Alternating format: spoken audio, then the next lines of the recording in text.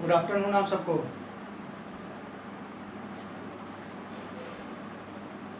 So good afternoon student. तो हमारा आज का टॉपिक है, कल मैंने मतलब प्रीवियस वीडियो में हमने क्या पढ़ा था, पेस्ट्री क्वेश्चन पढ़ लिया था, ठीक है।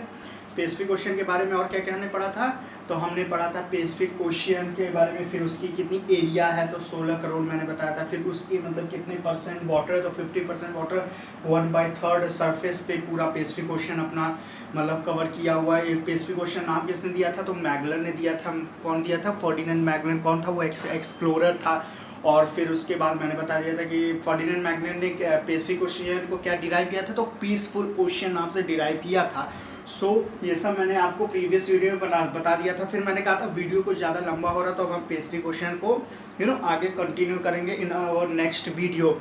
लेकिन बाप रे बाप, मतलब कि मैं वीडियो कल अपना देख रहा हूँ तो उसमें हर जगह सिर्फ और सिर्फ एक comment, sir China China China पे वीडियो बनाइए। तो सर कोई कर रहा है चाइना की राजनीति पे बनाई, कोई कर रहा है चाइना के पॉलिटिकल थॉट क्या क्या है, उसके पॉलिटिकल एजेंडा क्या है, चाइना का मेन एजेंडा क्या है, चाइना चाहता क्या है। चाइना चाइना चाइना, आप लोग खुद ही देख लीजिए। ये देखिए, ये देखिए, ये भी देखिए, ये भी देखिए। तो देखिए बाप रे, इतने सारे कमेंट्स हैं सिर्फ और सिर्फ चाइना के लिए। तो कोई करा चाइना पे ये बनाइए, कोई करा चाइना पे करिए, चाइना पे करिए, चाइना पे करिए।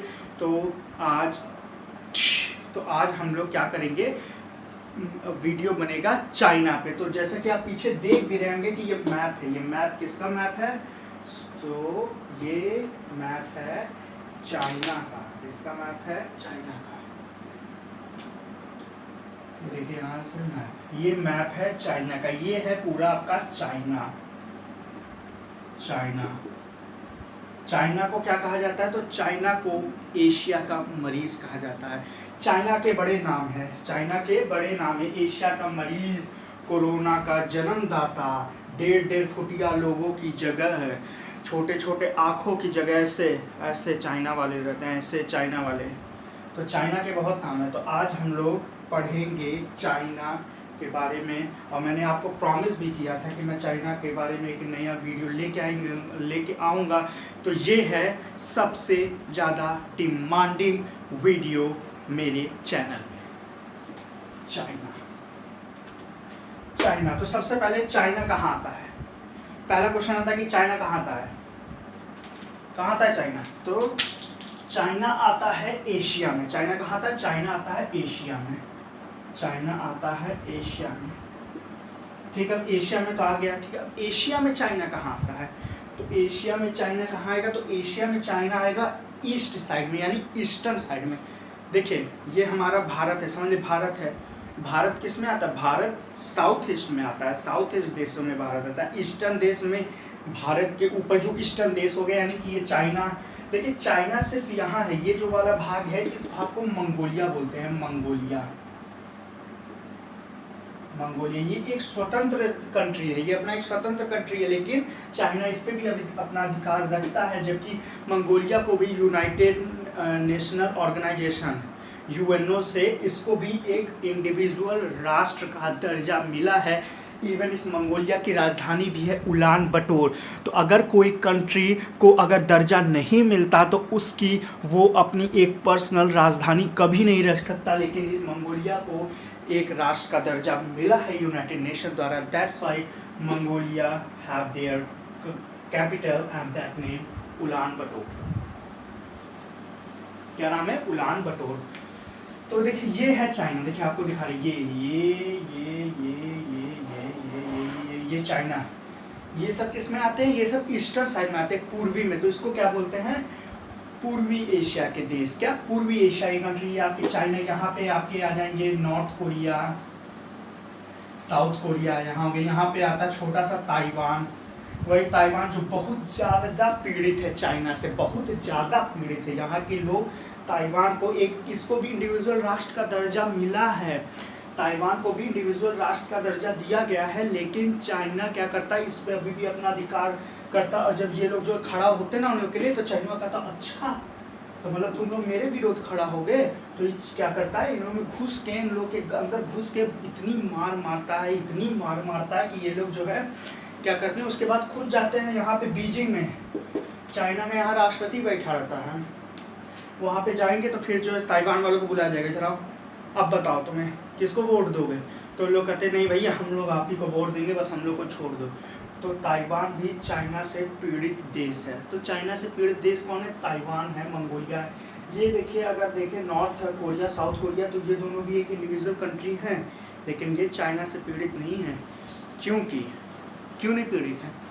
क्योंकि ये एक डेवलप राज्य है। हम अभी आपको पढ़ाएंगे आगे तो बताएंगे। ये कोरिया पहले एक ही था, फिर उसके बाद क्या हुआ, जब एक कोल्ड वॉर होता है, कोल्ड वॉर यानी शीत युद्ध, यानी आपस में युद्ध होता है, तो क्या होता है ये कोरिया में विभाजन हो जाता है, क्योंकि इनकी जो सोच होती है वो डिफर हो जाती है। मतलब कि देखिए पूरे वर्ल्ड में दो बड़ी शक्ति है, अमेरिका रशिया दोनों आपस में एक दूसरे के दुश्मन, और इन्हीं दोनों के वजह से हर राष्ट्र एक दूसरे का दुश्मन होता है। इसी को कहते हैं कोल्ड वॉर। रशिया अमेरिका आपस में कभी एक दूसरे से नहीं लड़ेंगे। आज तक कभी न्यूज़ में कहीं नहीं हुआ कि रशिया के सोल्जर ने अमेरिका पे वार किया, अमेरिका के सोल्जर में नेवर एवर एवर यू कभी नहीं आप सुनेंगे कि अमेरिका ने रशिया पे वार किया, रशिया ने। ये लोग क्या करते हैं, ये दोनों मेन हैं, इधर का बॉस ये, इधर का बॉस ये। अब ये लोग क्या करते हैं, अपने लोगों को भेजते हैं। जैसे चाइना है, ठीक है, चाइना। अब चाइना क्या है, अगर चाइना भी रशिया के साथ चला जाता है तो अमेरिका कहेगा अच्छा तो रशिया के साथ है, अभी बताता हूँ, लाएगा बम फोड़ देगा चाइना में, खत्म। अगर ये चला गया अमेरिका के साथ तो रशिया तो ऊपर ही है, मंगोलिया के ऊपर, यहाँ से ये पूरा रशिया तो है। तब चाइना मंगोलिया के वो रशिया का अच्छा मतलब तू एशिया में नहीं रख के वहाँ नॉर्थ अमेरिका के अमेरिका का साथ दे रहे हो, अभी बताते ला के इस पर बम फोड़ देगा। तो मेन दुश्मन अमेरिका रशिया हैं, उनकी वजह से पूरे लोग आपस में लड़ते हैं, और इसी युद्ध को कोल्ड वॉर यानी शीत युद्ध कहा जाता है। इसको क्या कहा जाता है? कोल्ड वॉर यानी शीत युद्ध। तो उसी चपेट में बेचारा कोरिया भी आ गया था। नॉर्थ कोरिया के लोग चाइना रशिया के साथ थे, जबकि साउथ कोरिया का जो है लोग किसके थे? अमेरिका के साथ। तो भैया अब साउथ कोरिया क्या कहा कि ये जो है अमेरिका के साथ चला गया। जो साउथ कोरिया की जो सोच थी, मेंटालिटी थी, थिंकिंग थी, वो अमेरिका के साथ चली गई। अब ये अमेरिका के साथ चली गई तो ये वाले क्या किए, तो ये वाले रशिया के साथ चले गए। अब जब एक पार्टी अमेरिका एक पार्टी रशिया के साथ चली गई एक ही देश में, और उसके बाद दोनों आपस में दिग्गज दुश्मन, तो क्या होगा? अमेरिका का कोई नुकसान हुआ नहीं, रशिया का कोई हुआ नहीं, ये छोटे देश का नुकसान हुआ नहीं। बेचारे इतने थे, इसमें भी ये लोग टूट कितने हो गए। ये बन गया नॉर्थ कोरिया, किम जो पगला वाला, और ये बन गया साउथ कोरिया। साउथ कोरिया भी डेवलप कंट्री, यहाँ पे समझदार लोग रहते हैं। नॉर्थ कोरिया में जो आज बसा है ना, उससे एक बार आप जाके पूछिए क्या हालत है। ना वो सब टीवी देख सकते, ना अपने मनपसंद के कपड़े पहन सकते, ना अपने मनपसंद के बाल तक नहीं कटवा सकते वो लोग। इतना खतरनाक यहाँ का रूल है नॉर्थ कोरिया का। किम जो, और ये किम जो के चचा हैं शी जिनपिंग, ये चाइना के राष्ट्रपति शी जिनपिंग। ये तो भैया और बवाल करते हैं। शी जिनपिंग और किम जो, ये लोग क्या है, ये लोग चाचा भतीजा हैं, दोनों का दिमाग मेंटेलिटी सब सेम है। किम जो यहाँ जापान है, ठीक है। तो अभी हम आपको आगे पढ़ाएंगे, वो तो बाद में, अभी हम चाइना पढ़ा रहे, बस हम आपको मोटे मोटे तौर पे बता रहे। जापान में जब हिरोशिमा नागासाकी में बम फोड़ा गया था 6 तारीख को,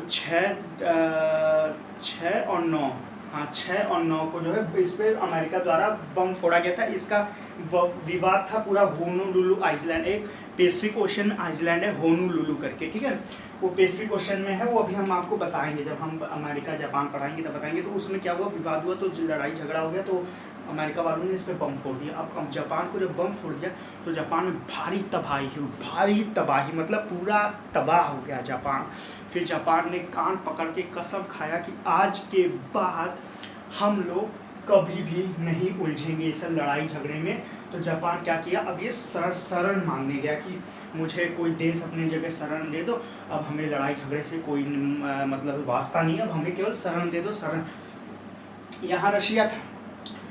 अब रशिया क्या सोचा कि हम इसको शरण तो दे दें, लेकिन मेरा कोई फ़ायदा नहीं होगा। लेकिन यहाँ अमेरिका था, अमेरिका सोचा अगर हम जापान को शरण दे देते हैं तो यहाँ पे क्या करेंगे, हम अपनी एयरफोर्स, अपनी मिलिट्री, अपनी सोल्जर को सबको रख सकते हैं। और अगर एक बार अमेरिका का सोल्जर यहाँ आ गया तो आप लोग खुद ही रुके दूसरे, अगर ये बार अमेरिका का सोल्जर यहाँ आ गया तो आप लोग खुद ही समझ लीजिए, यहाँ से वो चाइना को भी कंट्रोल कर लेगा, यहाँ से वो रशिया को भी कंट्रोल कर लेगा, मतलब पास आ जाएगा। यहाँ से इसका खर्चा बचेगा, कोई झगड़ा लड़ाई फसाद होगा तो यहाँ से अमेरिका इस साइड है ना, मतलब अगर आप मेन मोड़े पेसिफिक ओशन, तो उतना दूर से आने में उसको कितना टाइम लगेगा, बहुत टाइम लग जाएगा उसको, बहुत ज़्यादा। तो जापान से जब वैसे बोल रहा था कि मुझे कोई शरण दे दो शरण, तो अमेरिका कहा यहाँ हम तुम्हें मारे हैं ना, तो हम ही तुमको शरण देंगे, आ जाओ तुम मेरे में मिल जाओ, बस हम तुम्हारे जो देश की रक्षा हम करेंगे। इसलिए जापान, एक क्वेश्चन पूछा जाता है कौन सी ऐसी कंट्री है जो अपने सोल्जर पे, यानी कि जो अपने फोर्स जो होते एयर फोर्स नेवी वगैरह पे पैसे खर्च नहीं करती, तो जापान, क्योंकि जापान की अपनी सेना है ही नहीं, जापान में अमेरिका की सेना रहती है और अमेरिका ने ये दायित्व तो उठाया कि वो जापान की सहायता करेगा। तो अब हम बताते हैं नॉर्थ कोरिया में कौन है, नॉर्थ कोरिया में वही है पगला किम जो। तो नॉर्थ कोरिया क्या करता है, अमेरिका से विवाद होता है, तो अमेरिका जो से, क्योंकि साउथ कोरिया अमेरिका के साथ है, तो जब ये साउथ कोरिया पे अत्याचार करता है, लड़ाई झगड़ा होता है, तो अमेरिका इसका साथ देता है। तो किम जो क्या कहता है नॉर्थ कोरिया में, आओ तुम बेशक आओ, तुम मुझे मारने आओ, और मैं ये भी गारंटी देता हूँ कि तुम मुझे मारोगे तो मैं पूरी तरह ख़त्म हो जाऊँगा, मेरे पास इतनी ताकत नहीं है, लेकिन हाँ अगर तुम मुझे मारने आओगे तो मैं तुम्हें नहीं मारूंगा अमेरिका, मैं तुम्हें नहीं मारूंगा, मैं साउथ कोरिया और यहाँ जापान वालों को मारूंगा, और तुम बेशक मुझे मारो, मेरे पास भी परमाणु बम है, तुम मुझे मार गिराओ, लेकिन मेरा जो परमाणु बम है वो तुम्हारे ऊपर नहीं छूटेगा, वो साउथ कोरिया और यहाँ जापान है उस पर छूटेगा। होकाइडो, होन्शु, क्विशु और किन्शुसु, ये 4 आइसलैंड है प्रमुख जापान, तो यहाँ छूटेगा। तो अब क्या होता है, अब जापान को तो किसने शरण दिया है, अमेरिका ने। अब तो भैया अमेरिका जब एक ठो अपना दिया है, वचन दिया कि हम जापान तुम्हें बचाएंगे, अब उस पर कैसे जो है वो वार करवा दे, और जापान वाले और जापान साउथ कोरिया वाले, अरे भैया लड़ाई मत करो, ये पगला नॉर्थ कोरिया वह पगलाया है, लड़ाई तुम्हारे बीच में होगी, ये सब मुझे मार देंगे, लड़ाई इन दोनों के बीच में होगी, हम सब मरेंगे। तो नॉर्थ कोरिया क्या करता है, ये कहता है बेशक तुम आओ, तुम मुझे मारने आओ, और मैं जानता हूँ तुम मुझे मार भी दोगे, लेकिन तुम्हारा जापान और तुम्हारा साउथ कोरिया बचेगा नहीं। और इन सब के बीच में साउथ कोरिया वाले और जापान वाले भैया छोड़ दो, लड़ाई झगड़ा मत करो, सब शांति से रहो, इनको अपने डर। तो ये है पगला किम जो, और इन्हीं का चचा है शी जिनपिंग, चाइना के राष्ट्रपति। तो पहले चाइना पढ़ते हैं, ये तो एक मोटा को समझा दिया, तो पहले हम लोग पढ़ते हैं चाइना। शी जिनपिंग बड़ा खतरनाक आदमी है, मतलब जैसे गांव के चचा नहीं होते हैं बड़ा खतरनाक लोग, मतलब कहीं बैठा दो तो इतना बतियाएंगे, इतना बतियाएंगे कि आप बोर होके भाग जाएंगे। उससे ये भी इनके हवा में बातें रहती हैं। मंगोलिया इनका है, सुनिए इनका कहना, ताइवान इनका है। भारत में आ जाइए तो जो यहाँ पे इनका वो है, अरे क्या बोलते हैं, सिक्किम भाई साहब का है, ऐसा बोलते हैं। अरुणाचल प्रदेश इनका है, जापान नेपाल इनका है, भूटान इनका है, इनका सब है, चाइना का सब है। ये तो गनीमत है अभी चाइना की कि मतलब खुदा का मतलब शुक्रगुजार है हम लोग कि ये चाइना ने ये दावा नहीं किया अभी तक कि वो जो अर्थ का जो सैटेलाइट है चंद्रमा, वो भी चाइना का है। चाइना में उसको ऊपर भेज दिया था कि नीचे बहुत गर्मी है, तुम ऊपर जाओ। गनीमत है, ये चाइना है, कुछ भी बोल सकता। अगर आपको एग्जाम्पल देना हो कि यार तुम बड़ा भौकाल मारते हो, तो सीधा एग्जाम्पल दीजिए चाइना। गूगल में जाके सर्च कर लीजिए भैया भौकाल का सिनोनिम्स, 3rd 4th पे चाइना नहीं आए तो फिर मेरा आप चैनल अनसब्सक्राइब कर दीजिएगा। भौकाल का दूसरा नाम है चाइना। तो ये है हमारे चाइना, और यहाँ के चचा कौन है, शी जिनपिंग यहाँ के चचा। अब हम आपको कुछ चीज़ें दिखाते हैं, कौन चीज़। देखिए ये मंगोलिया है, ये पार्ट जो चाइना का ये पार्ट है, इसका नाम है मंचूरिया।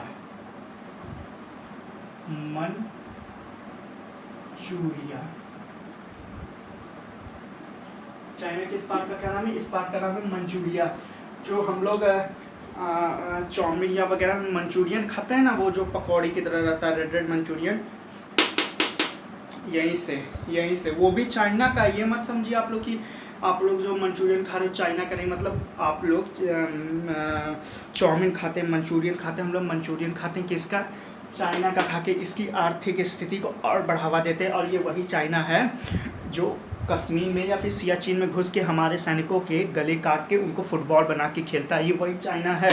और इसी चाइना का हम लोग क्या करते हैं? इकोनॉमिकल, या इस चाइना का हम लोग क्या नहीं करते हैं? दिवाली में इसी चाइना का झालर, पटाखे, खिलौने, सब चीज़ तो इसका करें। टिकटॉक बैन हो गया चाइना का। कितने लोग हैं नस हाथ काट लिए, अरे टिकटॉक बैन हो गया, अब हम क्या करेंगे? मेरी ज़िंदगी में तो कुछ बचा ही नहीं, अब टिकटॉक पे हम कैसे देखेंगे फैजू भैया को? कैसे देखेंगे हम फैजू भैया, मिस्टर 07 कैसे हम देखेंगे?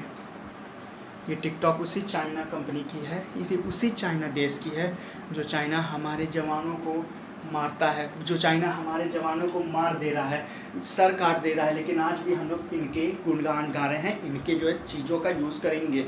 भले हम लोग को पता है चाइना की चीज़ें चलती नहीं है ज़्यादा, आज तक चली नहीं। खिलौना खरीदे 2 दिन में ख़राब, रिमोट खरीदे 2-4 दिन में ख़राब, लेकिन नहीं, हमें तो चाइना का ही चाहिए क्योंकि चाइना सस्ता बनाता है। और चाइना का बनाए कि ना यार, इसमें इंडियन की वर्कर की भी तो गलती है। हमारे यहाँ जो भी सरकारी नौकर हैं या फिर हमारे यहाँ जो भी हैं, सरकारी की बात नहीं, कोई भी है, हम लोग के यहाँ कोई भी फैक्ट्री है, कोई भी कुछ है, यहाँ पे हम लोग अपना मुनाफा देखते हैं। लेकिन चाइना क्या करता है पता है? चाइना जो है माइंड वॉश करता है कस्टमर का। चाइना सबसे पहले कस्टमर की बेनिफिट देखता है कि उनकी किस चीज़ में बेनिफिट है, उसके बाद भले अपना मुनाफा कमाए, लेकिन सबसे पहले वो तो कस्टमर की बेनिफिट सोचता है। लेकिन हम लोग भारतीय सिर्फ और सिर्फ अपनी बेनिफिट सोचते हैं, इसीलिए आज हम लोग किसी भी लायक नहीं है। चाइना भले ही बहुत गलत कर रहा है, जो भी कर रहा है, लेकिन क्या हम लोग इसको रोक पा रहे हैं? हम लोग के पास इतना ताकत ही नहीं है, ताकत नहीं, हम लोग की ऐसी सोच ही नहीं है, ऐसी सोच है ही नहीं हम लोग की कि हम लोग इनको रोक पाएँ, इनके चीज़ों को बैन कर दिया जाए। अगर भी बैन कर दे तो लोग ही ट्विटर पे, मतलब, और सरकार सब कर रही है, मतलब ये ऐप बंद करवा के, टिकटॉक बैन हुआ नहीं क्या, मतलब सरकार और कोई काम नहीं है सरकार को, बस टिकटॉक ऐप बंद करवा के ही बदला ले रही है। एक कदम तो बढ़ा रही है ना, साथ तो दो तुम लोग। नहीं, हम लोग को तो फैजू देखना, फैजू 07 गजब बनाता था टिकटॉक, फैजू गधा। तो ये है मंचूरिया, यहाँ पे यहीं से मंचूरियन आता है, जो हम लोग मंचूरियन खाते हैं वगैरह, वही सब मंचूरियन यहीं से आता है। मंगोल, आपने हिस्ट्री बहुत पढ़ा होगा कि मंगोलों का आक्रमण बहुत होता, तो मंगोल यहीं के थे, मंचूरिया के ही थे मंगोल, मंचूरिया के ही थे मंगोल, ठीक है।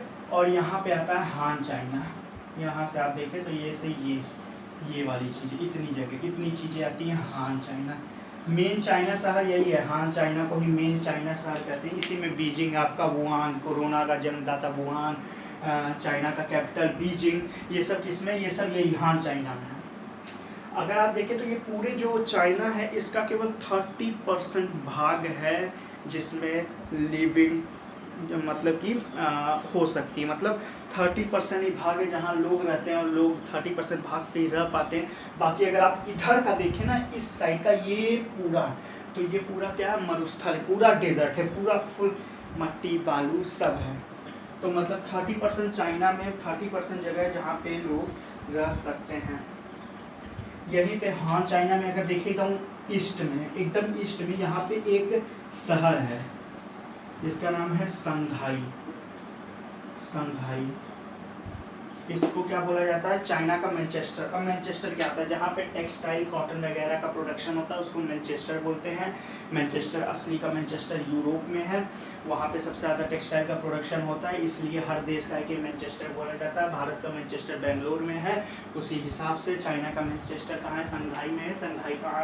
संघाई चाइना के पूर्वी साइड में पड़ता है। फिर आता है गोबी डेजर्ट, ये मंगोलिया, आधा मंगोलिया में आधा चाइना में, यहाँ है गोबी डेजर्ट। ये ठंडा मरुस्थल है गोबी डेजर्ट और तकला मकान, ये 2 मरुस्थल हैं, 2 डेजर्ट है चाइना में। गोबी डेजर्ट यहाँ, तकला मकान यहाँ पे इस साइड में है। तो चाइना में 2 मरुस्थल हैं, कौन, गोबी डेजर्ट और तकला मकान डेजर्ट, ठीक है, समझे। और उसके बाद ये मंचूरिया हो गया, यही मंगोल हैं रहते थे, संघाई इसका है। यहाँ पे खेती सबसे मतलब कि अगर आप लोग खेती की बात करें तो वो मंचूरिया साइड में चाइना की खेती होती है, मतलब चाइना की 90% खेती मंचूरियन साइड में होती है। चाइना की खेती के लिए मंचूरियन सबसे सही है। मंगोल है, ये संघाई सबसे चाइना के ईस्ट में, इसको मैनचेस्टर बोला जाता है। इसको क्या बोला जाता है? इसको चाइना का मैनचेस्टर बोला जाता है। और फिर हान चाइना है, हान चाइना में ही पूरा क्या होता है 90% जनसंख्या हान चाइना में निवास करती है चाइना की। उसके बाद आता है यहाँ पे सिंजियांग प्रदेश, सिंजियांग प्रदेश, सिंजियांग प्रदेश है। और आप लोग राइटिंग पे मत जाइएगा। सिंजियांग प्रदेश, सिंजियांग प्रदेश है। यहाँ पे एक युगर मुस्लिम रहते थे।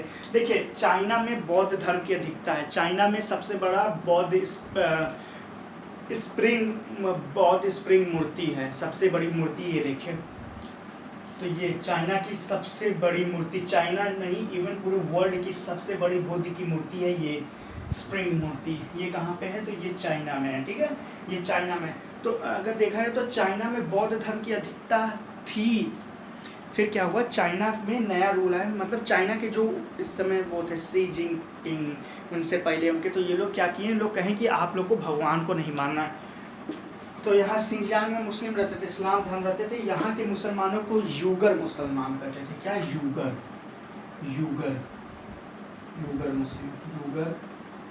मुस्लिम। तो यहाँ के मुसलमानों को युगर मुस्लिम कहते हैं। तो चाइना वाले क्या किए, यहाँ वाले घुस के सिंजियांग में इतना तोड़ डाले, इतनी मार मारी इतने लोग को कि कुछ लोग भारत में भाग आए, कुछ लोग पाकिस्तान साइड में चले गए, कुछ लोग ईरान चले गए, कुछ लोग इराक में चले गए, कुछ लोग ईरान की राजधानी तेहरान में चले गए, इराक की राजधानी बगदाद में चले गए। तो मतलब सिंजियांग में पहले युगर मुसलमान रहते थे। तो चाइना ने उनको इतनी मारा, मतलब कि इन लोगों को पूरा भगा दिया कि तुम लोग जाओ यहाँ से। उसी तरह यहाँ पे तिब्बत है, सबसे बड़ा पठार, सबसे ऊंचा पठार, सबसे विस्तृत पठार है, सबसे विस्तृत यानी सबसे फैला हुआ पठार है कौन? तिब्बत का पठार। तो क्वेश्चन पूछा जाता है सबसे विस्तृत पठार वर्ल्ड का कौन है? तो तिब्बत का। सबसे ऊंचा पठार पूछा जाए, ऊंचा मतलब ऊंचाई में, तो पामीर की घाट, पामीर पठार है सबसे ऊंचा पठार। ये इसको रूफ ऑफ द वर्ल्ड बोलते हैं। इसको क्या बोलते हैं? दुनिया की छत, रूफ ऑफ द वर्ल्ड। तो ये हो गया आपका कौन? ये आपका क्या हो गया? तिब्बत। तो ये आपका तिब्बत हो गया। तो क्या हुआ तिब्बत के, आपको बताते हैं क्या है कि ये हो गया तिब्बत। इसको चाइना ने हड़प लिया था। तिब्बत एक अलग पहले राज्य था, इसकी राजधानी लासोन थी, तिब्बत की राजधानी लासोन थी, ठीक है। तो ये एक अलग कंट्री था। फिर उस समय 1959 में क्या किया, चाइना ने कब्जा कर लिया था तिब्बत को। और उस समय यहाँ के प्रधानमंत्री का नाम था दलाई नामा यहाँ के प्रधानमंत्री थे 1959 में। बौद्ध धर्म के बहुत बड़े गुरु थे। कब्जा कर लिया और क्या किया, इसका तो मेन मकसद ये था कि कोई भी किसी भी प्रकार के धर्म को ना माने, इसलिए चाइना में कोई धर्म नहीं है। वैसे अगर देखें तो बौद्ध धर्म के लोग ज़्यादा रहते थे, बट अभी ऑफिशियली चाइना का कोई धर्म नहीं है, यहाँ पे कोई भी धर्म नहीं है। ये भी कारण होता है चाइना के आगे बढ़ने का, क्योंकि यहाँ की जो सबकी तरफ सोच रहती है ना वो सेम रहती।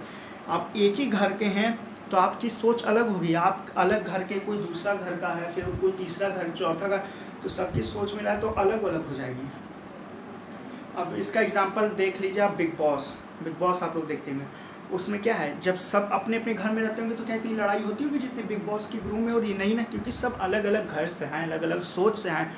उस हिसाब से हमारा भारत क्या है, एक सेकुलर कंट्री है, सभी धर्म, सभी जाति, सभी संप्रदाय के लोग यहाँ पे रहते हैं। तो सबकी जो सोच है, सबकी जो एक धर्म कट्टरता है, वो सब अलग अलग है, जिसके कारण हमारे भारत में आज भी गृह युद्ध यानी आपस में मार झगड़े, लड़ाई फसाद रोज होते रहते हैं, जिसके कारण हमारी आर्थिक स्थिति और भी कमज़ोर होती है, जिसके कारण हमारा देश आगे नहीं बढ़ पाता है। हमारे देश को आगे बढ़ाने वाले युवा ही आज आपस में गृह युद्ध करके एक दूसरे को मार मुर के मर जा रहे हैं।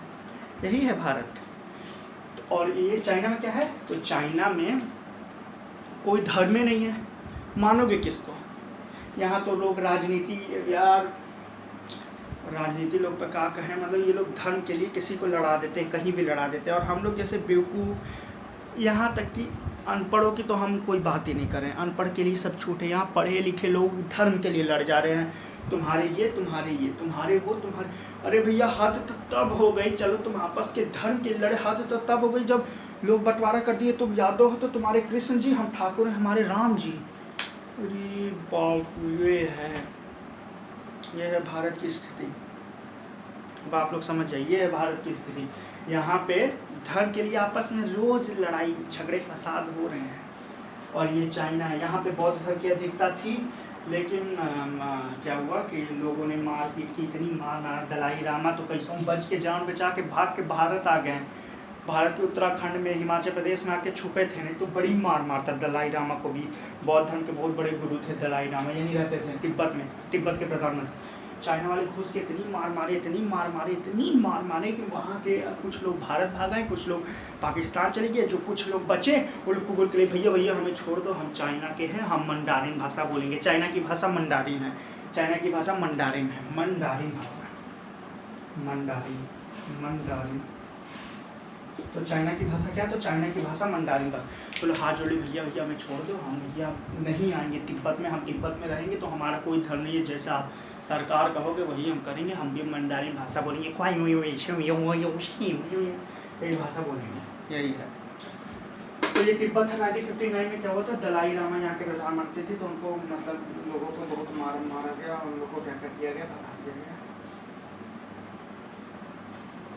ठीक है, अब देखिए ये क्या था, ये दलाई लामा का हम कॉन्सेप्ट आपको समझा देते हैं। जरूरी नहीं है क्वेश्चन में कहीं नहीं पूछा जाता, लेकिन हम समझा देते हैं। क्या हुआ था कि 1959 में क्या हुआ, चाइना वाले गए कि ये पूरा चाइना को हम लोग अब जियाएंगे। तिब्बत में गए, देखिए बौद्ध धर्म की बहुत अधिकता है तिब्बत में भैया, हर कोई बौद्ध धर्म, सबसे बड़े बौद्ध धर्म के गुरु दलाई लामा यहीं के हैं। तो चाइना सोचा कि अगर इस हिसाब से देखा जाए, अगर यहाँ धर्म है तो हो सकता है ये धर्म धीरे धीरे धर्म कट्टरता यहाँ फैलते वो मेन चाइना तक आ जाए, और ये पूरे चाइना को एक धर्म कट्टरता के रूप में जो है कर लेगी। तब तो फिर यहाँ पे कोई जब भगवान, जब धर्म किसी चीज़ पे हावी हो जाता है तो कहाँ क्या वहाँ, कभी आप सोच रहे हैं कि वहाँ पे ऐसे इन लोगों का राज चलेगा? सोच रहे हैं इन लोगों का राज चलेगा, ऐसे आतंकवाद होगा यहाँ पे, राष्ट्रपति जिसको मन उसका गला जो कटवा देता। हमारे भारत में ऐसा हो सकता है? तो इन लोग का है, ये तो बड़ी गड़बड़ी है, ऐसे तो हमारा चाइना आगे नहीं बढ़ेगा। तब फिर ये लोग फोन किए राष्ट्रपति का, अच्छा ये बात था, अरे घुस के मार तो कितने लोग होंगे यार, हम लोग तिब्बत वाले से डरोगे, घुस के मारो। बस पूरी सेना घबरा के पहुंची तिब्बत में, इतनी मार मारी, इतने लोग इतनी मार मारी कि दलाई लामा तो कैसों भाग निकले। तो वो भी वहीं पे कुछ आ गए होते हैं, दलाई लामा कैसों भाग निकले, और सारी जो कुछ लोग भारत आ गए, कुछ लोग फिर वहीं Pakistan, Iran, Tehran, Iraq, Baghdad, Indonesia, Malaysia, Kuala Lumpur, पता नहीं कहाँ भाग के। जो यहाँ बचे वो लोग कबूल के लिए, भैया हमें मत मारो, हम चाइना में रहेंगे, आपकी भाषा बोलेंगे, मंडारिन भाषा बोलेंगे, आप जो बोलोगे कहोगे, आप कहोगे ये पश्चिम है तो ये पश्चिम है, ये पूरब है तो पूरब है, हमें मत मारो। तो क्या किया, तो फिर दलाई लामा क्या किया, भाग के उत्तराखंड में आ गया। अब चाइना का किया, भारत पे हमला कर दिया 1962 की। अक्साई चीन में हमेशा हम कंफ्यूज हो जाते हैं। अक्साई चीन, सियाचिन कहाँ है? सियाचिन पीओके के पास है, पाकिस्तान ओरिएंटेड कश्मीर के पास है सियाचिन। और सियाचिन है वो सबसे बड़ा युद्ध का, सबसे ऊंचा युद्ध का स्थल है, जहाँ पे भीषण ठंडी पड़ती है, भीषण लोग ठंड में मर जाते हैं वहाँ पे। तो सियाचिन की लोग कहते हैं ना, हम सियाचिन के जो है बॉर्डर पे रहते हैं, तो सबसे खतरनाक नौकरी है सियाचिन के बॉर्डर पे बंदूक लेके खड़े रहना, सामने वाले को हुंकार के रखना, अगर तुम्हारे में दम है तो एक कदम बढ़ाओ, मेरी 10 बंदूकें तुम्हारे उस कदम को छलनी कर देगी। तो ये है सियाचिन के सोल्जर जो बंदूक लेके इतनी ठंड में खड़े रहते हैं वहाँ। तो सियाचिन सबसे खतरनाक जगह है। और ये था अक्साई चीन। तो क्या हुआ था, चाइना ने अक्साई चीन कब्जा कर लिया, आप लोग को मालूम है। तो जैसे ये हमारा कश्मीर है, ये कश्मीर है ना, ऐसे थोड़ा हार्ट के शेप में है, ऐसे कश्मीर है ना। तो यहाँ का ये आप देखिए, तो ये 30% क्या है, ये 30% पीओके है, पाक oriented Kashmir, occupy Kashmir. Oriented बोल रहे थे ना अब तक, ओरिएंटेड बोल रहे थे ना, ऑक्युपाई कश्मीर, पाकिस्तान ऑक्युपाइड कश्मीर। ये 10% यहाँ पे सियाचिन ले लिया। तो यानी अगर देखा जाए तो भारत के पास इस समय 60% बचा है, 60% अभी है। आपको हम बता दें, ये 10% आए ना आए ये 30% जरूर आएगा, और 60, 70, 80, 90% चाइन कश्मीर फिर से भारत का होगा, एंड इट्स माई गारंटी। और अगर ऐसा नहीं हुआ तो आप मेरा चैनल अनसब्सक्राइब करके डिसलाइक ठोक दीजिएगा। कुछ ही सालों में 2, 3, 4 सालों में आप देखेंगे तो 90% कश्मीर भारत का हो जाएगा। अब तो वो भी हो गया, केंद्र शासित हो गया। पहले यहाँ कश्मीर था, यहाँ लद्दाख था, यहाँ जम्मू था। अब मोदी जी जम्मू कश्मीर सेम कर दिए, यहाँ जम्मू कश्मीर हो गया, ये इतने पूरे को लद्दाख बोल दिए, इतने पूरे को। पाकिस्तान में क्या हुआ था, पाकिस्तान फ़ोन किया यूएन को कि कश्मीर में विरोध हुआ, आप आके देखिए कश्मीर वाले अपना अलग मांग कर रहे हैं। यूएन वाले कहा अच्छा कश्मीर वाले अपना अलग मांग कर रहे हैं, अभी चलते हैं। यूनाइटेड नेशन ऑर्गेनाइजेशन यहाँ पे है जेनेवा, स्विट्जरलैंड के जेनेवा, ये लोग ऊपर से फ्लाइट्स हैं। तब तक मोदी जी क्या किए, 370-35 से लेकर के क्या कर दिए, जम्मू कश्मीर को इधर करके ये पूरा लद्दाख कर दिए। अब आए यूएन वाले यहाँ पे, पाकिस्तान ने पूछा हाँ बताओ क्या हुआ क्या हुआ। पाकिस्तान को कश्मीरवा में बवाल हुआ है, तो पाकिस्तान पर कश्मीरवा में लोग एक दूसरे को बवाल कर रहे हैं। तो लोग कुछ अच्छा, तो फिर यूएन वाले पूछा अच्छा कश्मीर में, तो अच्छा तो कश्मीर तो है नहीं, इसको लद्दाख कर दिया मोदी। कश्मीर यहाँ गए, यहाँ वैष्णो धाम, वैष्णो जी का मंदिर है, तो क्या अच्छा यहाँ पे आ गए। तो अब यहाँ पूछे तो यहाँ पे भैया सब सही से रह ही रहे थे, जम्मू कश्मीर इसका नाम हो गया। तो यहाँ पे सबके नहीं साहब हमें तो सब ठीक है, सब बढ़िया है, हिंदुस्तान जिंदाबाद, हिंदुस्तान जिंदाबाद। तो यूएन कहा पाकिस्तान की यहाँ हो, यहाँ हो, अब बेवकूफ़ हमको समझे हो, कश्मीर वाले तो करें हम तो सही हैं। अरे कश्मीर यहाँ नहीं, यहाँ वाले, यहाँ वाले। तो तू पाकिस्तान है ना, तुम पाकिस्तान में रहोगे। पाकिस्तान का मतलब मूर्ख, ये कश्मीर है कि ये लद्दाख है? इतने होशियार हैं अपने मोदी जी। ये कश्मीर है कि लद्दाख है, ये बताओ, कश्मीर है कि लद्दाख है? तो पाकिस्तान वाले हाँ ये तो लद्दाख कर दिए मोदी जी। तो पाकिस्तान मूर्ख भी, अगर आप गूगल पे डालेंगे ना, जैसे भौकाल का डालेंगे चाइना से, आप डालेंगे मूर्ख सिनोनिम्स, पाकिस्तान आ जाएगा, तुरंत आएगा, दूसरे पे ही आ जाता है पाकिस्तान। तो ये है पाकिस्तान, तो यही है। तो फिर क्या हुआ था, वही अक्साई चीन में चाइना ने थोड़ा सा कब्जा कर लिया, 10% लिया, इतना सा लिया है, वो भी अभी छूट जाएगा। फिर वही, फिर हम आपको बताए थे ना, ये चाइना के पहले राष्ट्रपति थे माओ, उन्होंने 5 फिंगर सिद्धांत दिया था। जब उन्होंने तिब्बत को कब्जा किया था ना, तो उन्होंने तिब्बत को कब्जा करने के बाद 5 फिंगर सिद्धांत दिया था, जिसमें कहा था कि जो तिब्बत है वो हाथ की हथेली है, और ये 5 देश यानी कि सियाचिन कब्जा कर लिया है, पहला सियाचिन, ठीक है, नेपाल, भूटान, सिक्किम और अरुणाचल प्रदेश। तो कहने का मतलब है कि ये बोला कि ये पूरा वो है, पाम है, ये पूरा क्या है, हथेली, और इसके जो 5 फिंगर हैं उसमें एक सियाचिन कब्जा कर लिया है। अब उसको क्या कब करता है, नेपाल कब्जा करेंगे, भूटान करेंगे, फिर सिक्किम और अरुणाचल प्रदेश करता है। ये सब चाइना के ही भाग हैं, ये सब तो ले लिए हैं भारत वालों ने, हम तो भारत से छीन लेंगे। तो जो इस समय नेपाल बहुत उड़ रहा है, उसको क्या पता अभी कौन सी विपत्ति उस पर आने वाली है। ये बात चाइना बस दहाड़ेगा ना, घुस जाएगा, तो नेपालिया वाले खुद भाग के भारत में आएंगे मदद मांगने। जो ओली इस समय केपी है ना, केपी ओली जी, तो ये है चाइना। तो आई थिंक वीडियो बहुत ज़्यादा लंबी हो रही है ना, तो अभी चाइना पे बहुत है, तो अभी अब चाइना पे फिर से आपको बताएंगे। अभी अगर नेक्स्ट वीडियो में हम लोग चाइना ही करेंगे, 2 वीडियो चाइना का आएगा, तो अभी हम नेक्स्ट वीडियो में भी चाइना बताएंगे। इसमें हम आपको बताएंगे कहाँ कहाँ इसकी युद्ध हुई, इसकी क्या क्या युद्ध नीति है, और इसका रिलेशन लोगों से कैसा है, ठीक है। तो तब तक के लिए आप इस वीडियो को देखते रहिए। और हाँ, आप लोग को मिलवाना था मुझे उनसे, चाइना के हीरो से, जिनको बोला जाता है द ग्रेट भौकाली। ये भाई साहब देखिए, ये है चाइना के हीरो, ये चाइना के हीरो, इनका नाम क्या है, शी जिनपिंग, क्या नाम है इनका, नाम है शी जिनपिंग। ये है चाइना के हीरो, और ये द ग्रेट भौकाली हैं। मतलब इनके हिसाब से सब इनका है, इनके हिसाब से चंद्रमा इनका, इनके हिसाब से साउथ चाइना सी इनकी, इनके हिसाब से अरुणाचल प्रदेश इनका, इनके हिसाब से सिक्किम, नेपाल, भूटान, सब इनका है, सब इनका है। तो बस अब चाइना के लिए नेक्स्ट वीडियो में हम लोग जो है पढ़ेंगे, नेक्स्ट क्लास में हम लोग चाइना के बारे में और पढ़ेंगे, क्योंकि वीडियो लंबी हो रही है, इसलिए मुझे कि यहीं पर रुकना पड़ेगा, ठीक है। बाकी आप लोग पढ़ते रहिए, और जय हिंद।